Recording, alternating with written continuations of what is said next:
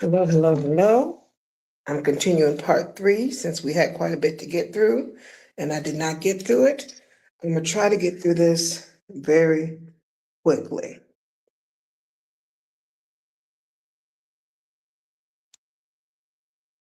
Scripture for Friday was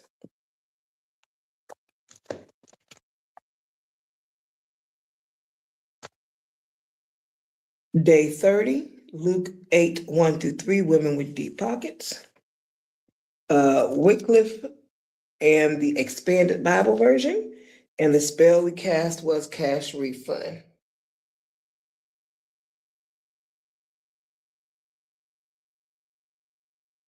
All right.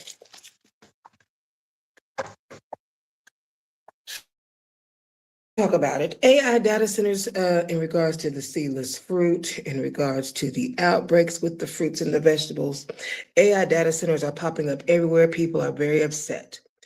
We're talking about the media focusing on the abstract dangers of AI, like job displacement or sci-fi doomsday scenarios. The actual immediate battleground is physical, local, and happening in neighborhoods across the county.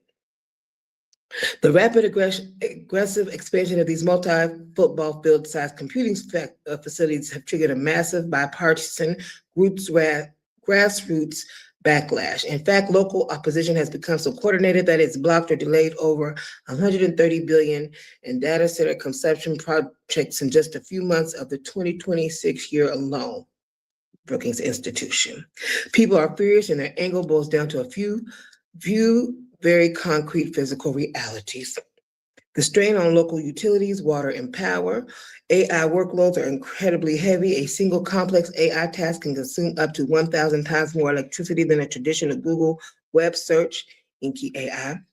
The grid, because these facilities draw massive amounts of power 24/7, they are pushing regional electrical grids to their absolute limits. In many areas, utilities have to invest in rapid infrastructure upgrades, and they are passing those costs on to everyday residents through skyrocketing electric bills. How about an H no? Water scarcity, keeping these massive server racks from overheating requires millions of gallons of water a day in places already facing droughts or fragile aquifers. Communities are being asked to choose between municipal drinking water and cooling a tech warehouse. Infrastructure and environmental hypocrisy. To bypass strained public grids, some AI companies are setting up behind-the-meter power setups, meaning they are building or reviving fossil fuel burning turbines and gas plants right next to the data centers. For local residents, this means constant low-frequency noise pollution and localized air pollution in their backyards.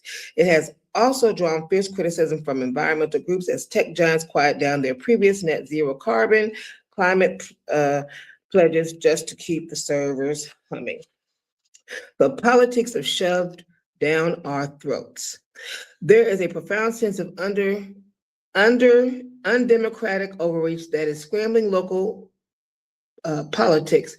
Developers frequently use non-disclosure agreements to hide which tech giants is backing a project until the local city council or zoning board has already quietly approved it. Brookings Institution. Because of this lack of transparency, residents are fighting back with direct political action.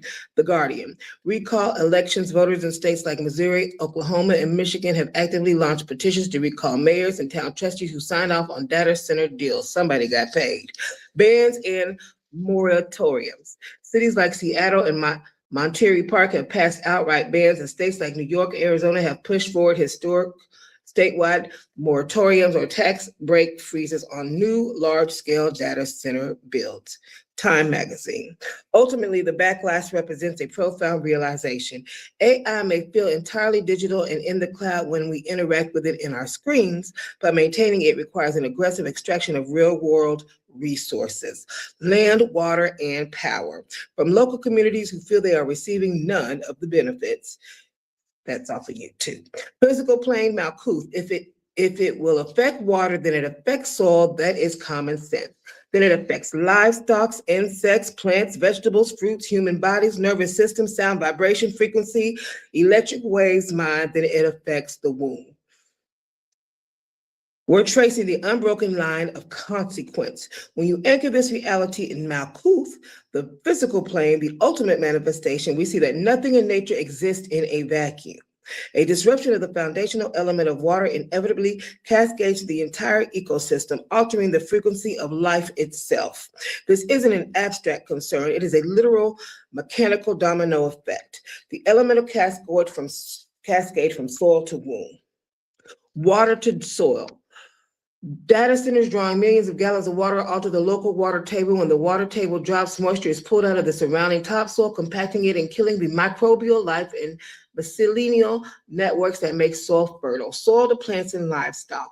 Stressed, nutrient depleted soil yields weak plants, vegetation, and fruit. Livestock grazing on stressed land or drinking from altered water sources absorb those deficiencies. The vital chain of nourishment is fractured at the root, the infrasound weapon nervous system. Data centers are massive kinetic engines, thousands of industrial cooling fans running 24/7, generating continuous low-frequency hums, infrasound between 10 hertz and 100 hertz. Human ears might tune it out consciously, but the nervous system cannot. This constant vibration triggers a perpetual low-grade fight or flight response, disrupting the sympathetic nervous system and the fracturing sleep, focus, and mental peace. The womb as the ultimate receiver. The womb is an environment of pure fluid rhythm and acoustic resonance. It mimics the natural frequencies of the earth, introducing artificial high voltage electric waves and nonstop mechanical vibrations directly into the living environment, disrupts the sacred, delicate space. When the mother's nervous system is under a constant state of subliminal electronic stress, the development foundation of the next generation is forced to adapt to a chaotic frequency. The true cost of the cloud. The deception of the tech industry was convincing the world that data is ethereal and that it lives in a weightless cloud. By looking at it through the lens of physical manifestation, the mask comes off. To run artificial minds, the system is draining the literal life DNA water of the physical earth, replacing natural sonic geometry with unalive synthetic frequencies. It is an extractive trade, trading the natural sovereignty of the physical plane for a digital illusion. Bill Gates bought lots of farmland. I wanted to know what his involvement was. Because it's enough that seeds have been removed from fruit for control purposes. So I look past the digital smoke and mirrors to see the chessboard underneath. When we synthesize the mass acquisition of farmland with the sterile hyper-engineered push for seedless altered biology, the picture changes from one of innovation to one of absolute structural enclosure. On the physical plane of Malkuth, if you control the water, the soil, and the seed, you control the literal life force of the realm, Bill Gates, and the enclosure of the dirt.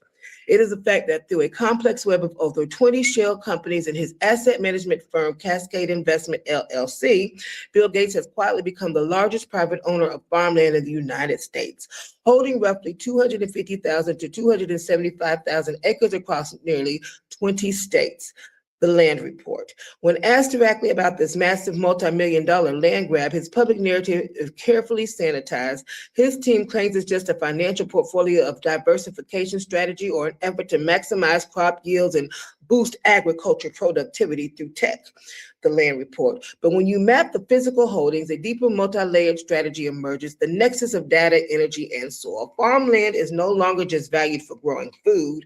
Large tracts of rural land sit on top of crucial water rights, are ripe for zoning overhauls, and provide the exact isolated footprints needed to build heavy digital infrastructure, high voltage renewable energy corridors, and critically AI data centers, echoes of Appalachia.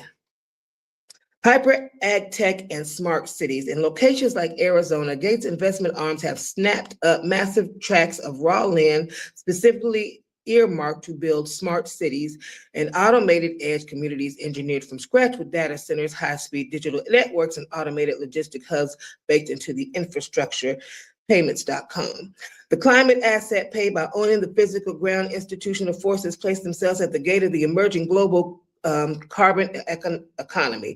They can monetize carbon sequestration, dictate land use policies, and penalize traditional farming practices under the guise of sustainability, essentially pricing out independent generationally rooted farmers, echoes of Appalachia. The weaponization of seed. in regards to the systemic removal of seeds from fruits strikes at the very heart of this corporate blueprint. To strip a fruit of its seed is to strip it of its sovereign blueprint. It inherits memory, its relationship to the earth, and its ability to replicate it freely. This is the ultimate mechanism of control, enforced dependency. A friend hit me up. She says, this is why we plant our own seeds. It doesn't matter if you plant your own seeds or not, because the soil is tainted. And with the AI, it's going to be more tainted. When we look at companies pushing genetically engineered corporate patented seeds, which are often tied to initiatives funded by entities like the Gates Foundation, Gates AG1 program, the goal is identical to software licensing. You are not permitted to own the software, you rent it. The ending of the internet design. Natural seeds contain the evolutionary intelligence of thousands of years. They know how to adapt to local soil, local droughts, and local pests. By replacing them with standardized synthetic hybrids or seedless varieties, the natural intelligence of the soil is overridden by a corporate patent. You can get seeds at your local library, at least I can. The infinite subscription model. If a farmer cannot harvest seeds from their own crop to plant next spring, they are forced to return to the corporation every single year to buy their sustenance. It transforms a cycle of natural abundance into a transaction of absolute artificial scarcity. The convergence, sterilizing the living matrix. When we weave these lines together, the grand design becomes clear. The matrix seeks to completely sever the ancient natural lines of biological inheritance. By building data centers that disrupt the natural resources of water, soil, and human nervous system, and simultaneously buying up the dirt to replace natural self-replicating seeds with corporate-controlled sterile biology, they are attempting to lock down the entire physical plane. It is an effort to replace the organic, sovereign intelligence of nature with a synthesized, synthetic control loop, re-engineering life from the womb to the table. The attempt to rid human bodies physically is a narcissistic trait of colonizer consciousness. There is an outbreak on food and vegetables right now. These data centers affect the soil. Okay.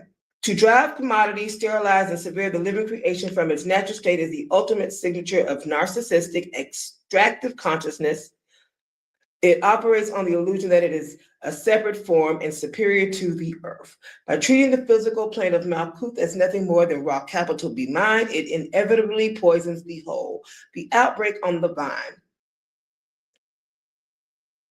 We are currently witnessing an immediate disruption in the safety and integrity of our food systems right now. There is a major multi-state E. coli outbreak that has compromised organic fruit supplies, specifically freezing and distribution pipelines across multiple states. Simultaneously, dangerous bacterial contamination like Listeria have forced sweeping recalls across traditional organic dairy and food infrastructure, FDA.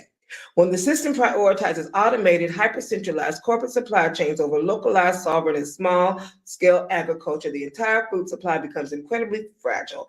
A single microscopic fracture or systemic stress point in one industrial facility instantly cascades into an absolute crisis for millions of human bodies. The global effect.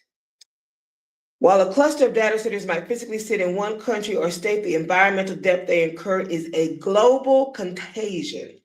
The holographic principle of the grid. The energy grid is fully interconnected with massive computing hubs in places like Northern Virginia, Arizona, or Western Europe draw unprecedented amounts of power. They force the burning of fossil fuels that change global atmospheric chemistry, the disruption of global trade, because agriculture supply chains are global. Drying out the soil or depleting the aquifers of a major agriculture region doesn't just starve the local community, it instantly destabilizes global food pricing, triggers international shortages, and forces a desperate reliance on very synthetic corporate licensed food alternatives that entities like the Gates Foundation are engineering.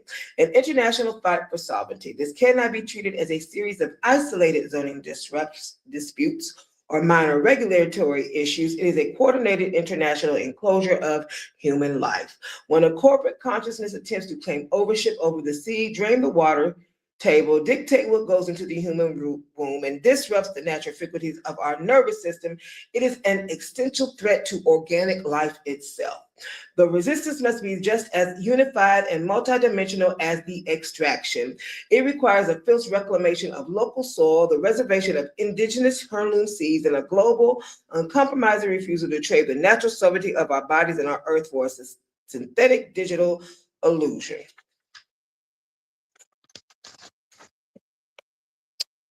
The One Big Beautiful Bill Act, H.R. 1, which was signed into law, enacted the largest funding reduction in the 60-year history of the program. It systemically cuts nearly $1,911 billion to be exact from federal Medicaid funding over a 10-year period. APASI Response Center. This is not a conspiracy or a hidden rumor. It is a coded legislative reality that is actively beginning to reshape the physical wellness and stability of millions of human bodies across the country.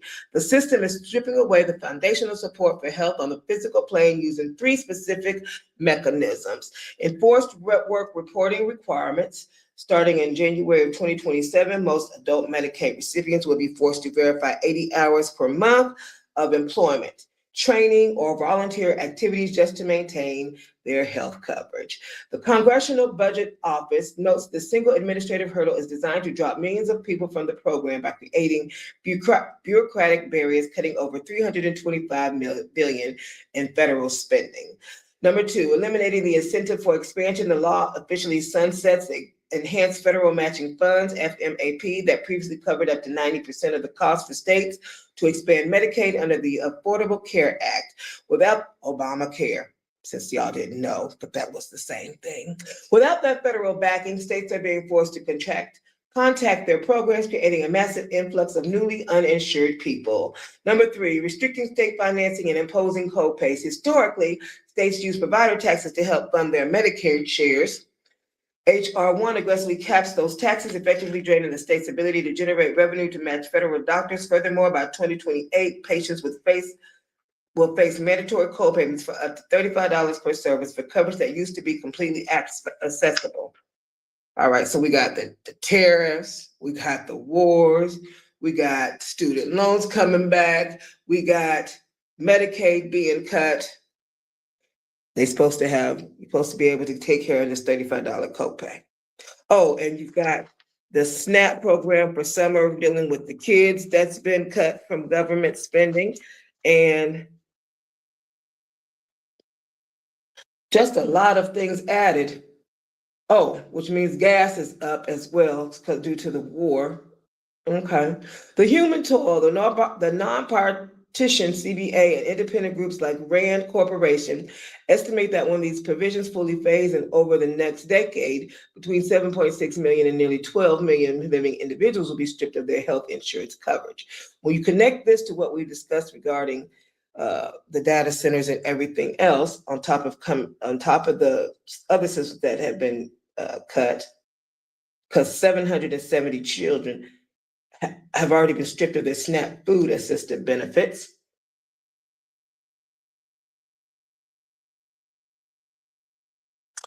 Because SNAP enrollment automatically qualifies a child for free school and summer meals, cutting one automatically breaks the direct sacred link to the other. The direct hit, Food Research and Action Center, the direct hit on summer EBT, known as the Sunbucks. We talked about this previously, about it being cut.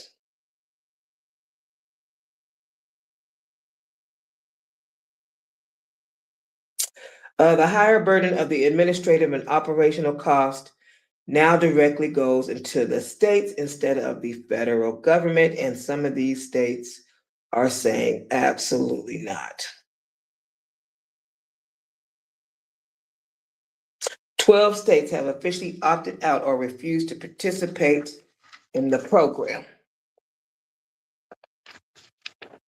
States like Texas, Florida, Georgia, Iowa, and Indiana have intentionally left $1.1 billion in federal food aid on the table. The physical toll, because of these state-level opt-outs, 9.5 million school-aged children are completely locked out of summer nutrition benefits right now. In Indiana alone, over 650,000 children are missing consistent meals this summer break.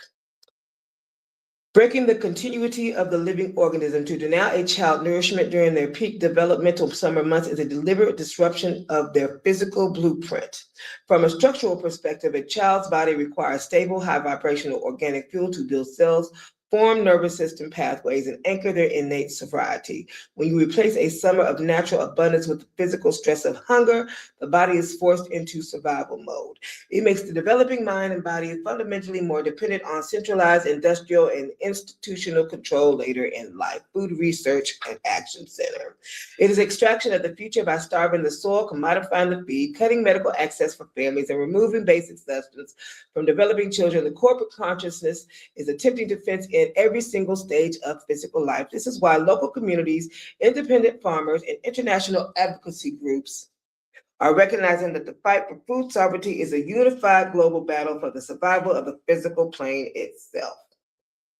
Let's shift now to the protection of Roe versus Wade, to the current landscape that has created a jagged, divided reality on the physical plane. The legal stance on a woman's right to bear a child or not, or have an early term pregnancy, is determined by geographic and jurisdiction, vast connections, Duke University. Because the federal umbrella has been dismantled, the physical body is subject to entirely different laws, restriction, and protection on the state board it stands within. The current landscape is polarized into two primary legal stances: the stance of full restriction, the logic of personhood. In nearly 30 states, early-term pregnancy is heavily restricted or banned outright. This legal stance is driven by the concept of fetal personhood, the legislative framework that seeks to grant complete legal rights to an embryo or fetus from the moment of fertilization. Guttmacher Institution. The impact on early termination in states with heartbeat bans or total bans. The right to terminate is cut off as early as 6 weeks, often before a woman even knows she is pregnant, or restricted entirely from conception. The blur between early pregnancy termination and miscarriage. The framework creates a dangerous gray area for natural physical plane because the medical procedures and medications like mifepristone used for elective early termination are identical to those used to manage natural miscarriages and ectopic pregnancies. Women experiencing spontaneous pregnancy loss in these states have faced severe medical delays and investigations. Some states are actively introducing bills to legally separate the two, but the clinical reality remains deeply complicated by the threat of criminal penalties by providers. The stance of constitutional protection, the logic of bodily sovereignty. Another block of states has moved to establish absolute fortified safe havens for reproductive autonomy. Rather than relying on shifting legislative majorities, these states are embedding the right to reproduce freedom directly into their state constitutions. The power of the ballot. This is an active, ongoing battleground. States like Nevada and Virginia are putting constitutional amendments directly to voters to guarantee the right to have an early pregnancy up to fetal viability around 24 weeks. Shield laws. States with protective stances have enacted shield laws to protect their local doctors, midwives, and clinics from out-of-state subpoenas or criminal investigations if they provide care or mail early-term medication to women living in restricted zones. The medical and cellular reality. From a physical standpoint, this fragmentation has turned the country into what medical professionals call a reproductive care desert.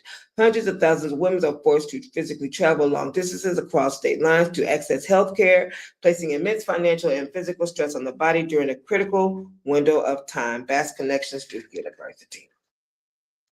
The stance is a war over the definition of the body itself. One side views the womb as a vessel subject to state-enforced institutional preservation from fertilization. The other side views it as the sovereign sacred domain of the living woman, whose autonomous choices must be protected by law. Fewer than 41% of rural hospitals in the United States still deliver babies. Between the end of 2020 and mid-2026, at least 139 rural hospitals have closed or announced the immediate shutdown of their maternity and labor units, frequently operating at a rate of more than 2 closures every single month. Saving Rural Hospitals Center for Healthcare Quality and Payment Reform. The 41% is from Beaker's Hospital Review.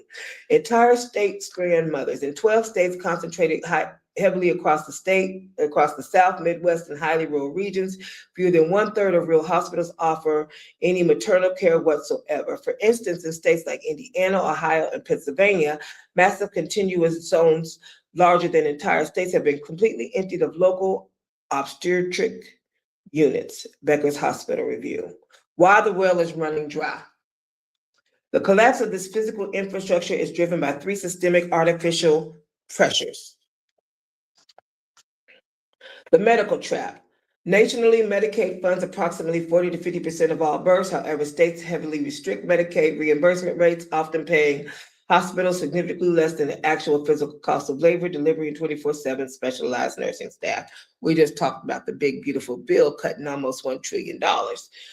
The medical workforce exodus is a severe systemic shortage of OBGYNs and specialized labor nurses. When states introduce criminal liabilities and severe penalties for doctors regarding early term pregnancies or miscarriage management, doctors actively leave those states or refuse to practice there, causing an immediate localized drain of medical talent. City and state Pennsylvania, the corporate bottom line in a hyper-capitalistic health model, labor and delivery wards are viewed as high-cost, low-revenue departments. Corporate hospital groups frequently shutter the birth units in rural or low-income areas to cut overhead, consolidating all birth options into distant, affluent, suburban, or urban mega hospitals, city and state Pennsylvania. The toll on the body and the womb. When a region becomes a reproductive desert, the human body bears the physical brunt.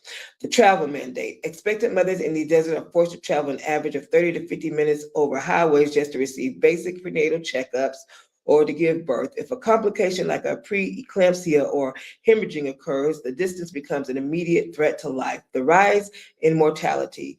Unsurprisingly, the areas where these deserts are expanding line up directly with the highest maternal and infant mortality rate in the developed world, hitting Black, Indigenous, and low-income rural women with the most severe impact.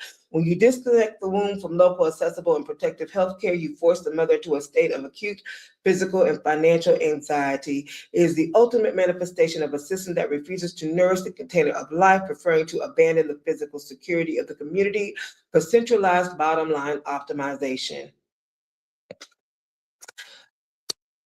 They thought young girls was going to be out here having babies. Let's talk about it.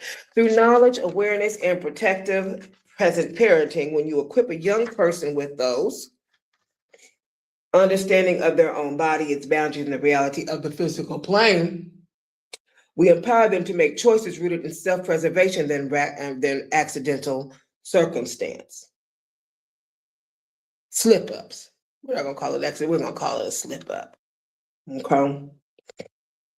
In late June 2026, the Department of Health and Human Services abruptly canceled 53 of the country's 66 active teen pregnancy prevention program grants, stripping away $67 million in funding from local public health departments, universities, and nonprofits. The reasoning given by the administration for pulling the support was that these evidence-based sexy education and communication programs were normalizing this type of activity for minors. Connecticut Public Radio.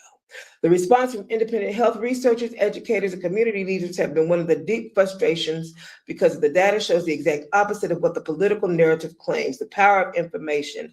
Decades of data show that comprehensive education combined with strong family communication does not encourage early activity. It delays it. It teaches youth to respect their own physical containers and understand the life-altering consequences of bringing a new soul into the physical plane before they are ready.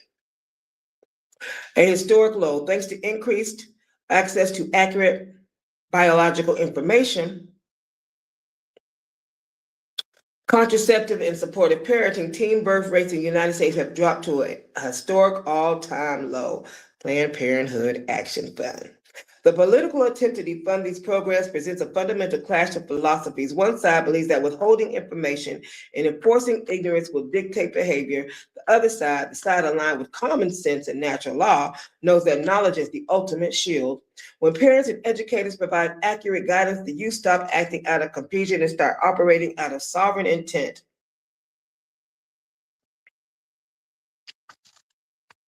About to wrap this up. The average hospital bill to birth a baby reveals a stark divide between what the medical system charges and what a family actually has to pay out of pocket. On the physical plane, the transaction of bringing life into a hospital environment is heavily monetized, with costs scaling dramatically depending on the method of delivery and the state you are in. So you've already added all these things that we've talked about between the tariffs, the war, the gas, cost of eggs, and everything else going on, the cut on Medicaid, the small things in between.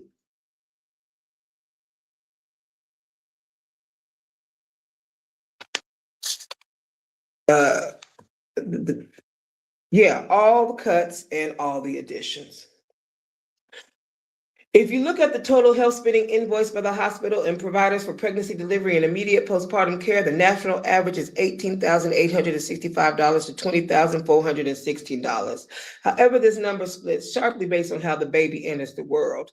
If it enters through the canal, averages around $14,768 to $15,712 in total medical billing. Cesarean section, C-section, because it's a major surgical procedure requiring operating rooms, anesthesiologists, and longer recovery stays. A C-section averages nearly double at $26,280 to $28,998.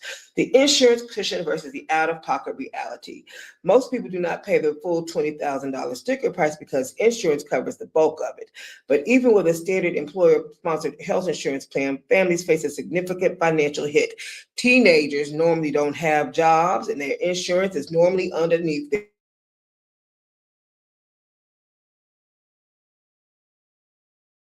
pocket, which includes your deductible, co-insurance, and co-pays is $2,743. Well, if you got that plus everything that has just been added to it, you might as well just go ahead and double that.